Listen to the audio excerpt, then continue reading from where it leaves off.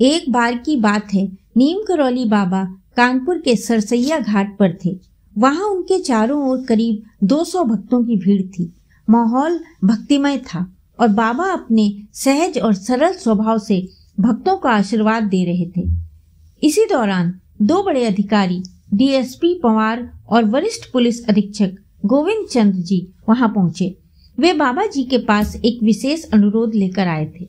उनका कहना था कि देश के बड़े दो नेता गुलजारी लाल नंदा और लाल बहादुर शास्त्री बाबा जी के दर्शन करना चाहते हैं। अधिकारियों ने बाबा से आग्रह किया कि वे इन नेताओं को दर्शन दें। बाबा मुस्कुराए और शांत स्वर में बोले, वे मुझसे नहीं मिल पाएंगे।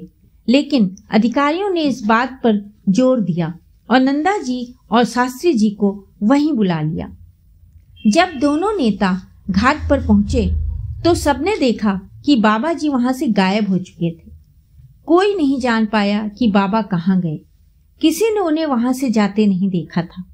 भक्तों और अधिकारियों ने चारों ओर तलाश की, लेकिन बाबा का कहीं पता नहीं चला।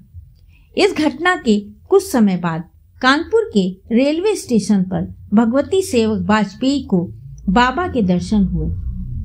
उन्होंने बाबा से पूछा, आप नंदा जी और शास्त्री जी को दर्शन क्यों नहीं देना चाहते थे? बाबा ने मुस्कुराते हुए कहा, वे मुझे देखने स्वयं नहीं आए, बल्कि पुलिस के साथ आए थे। भक्ति में सादगी और समर्पण जरूरी है। जब उनसे यह पूछा गया कि वे इतने समय तक कहाँ थे, तो बाबा ने कहा, गंगा माई ने मुझे शरण दी थी। इसी घटना के बाद माँ गंगा के प्रति अपनी कृतज्ञता प्रकट करते हुए बाबा जी ने वाजपेयी से कहा कि वे एक भंडारे का आयोजन करें।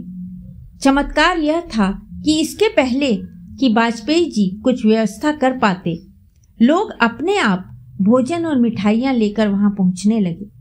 देखते ही देखते एक भव्य भंडारा संपन्न हो गया। इस घटना से बाबा जी की आध्यात्मिक शक्ति और उनकी गहन विनम्रता का पता चलता है। उनकी यह सीख हमेशा याद दिलाती है कि भक्ति का मार्ग सादगी और निष्ठा से ही तय होता है। जय श्री नीम करौली बाबा जी।